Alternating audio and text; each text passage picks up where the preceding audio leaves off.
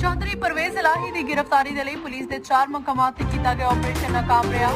पाकिस्तान तहरीक इंसाफ के मरकजी सदर ते साबिक वज़ीर आला चौधरी परवेज इलाही की गिरफ्तारी के वास्ते 4 मकामात ते किया गया ऑपरेशन नाकाम रहा। तफसीलात के मुताबिक पुलिस ने साबिक वज़ीर आला पंजाब ते PTI के मरकजी सदर चौधरी परवेज इलाही की गिरफ्तारी के लिए चौधरी परवेज इलाही, चौधरी वजाहत हुसैन ते इन्हां दे करीबी साथियों के घरां ते छापे मारे।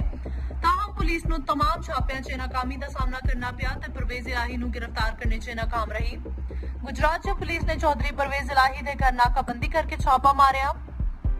पुलिस ने भारी नफरी दीवारां फलांग कर घर के अंदर दाखिल हुई ते पूरे घर की तलाशी लई। चौधरी परवेज इलाही के ना मिलने ते पुलिस का घर का मुहासरा खत्म किया ते नाकाम वापस लौट गई।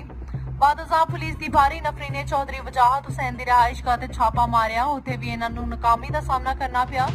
पुलिस दीवारां फलांग के घर के अंदर दाखिल हुई ते मुलाजिमीन तो परवेज इलाही दा पुछदी रही। नाकामी ते वापस चले गए।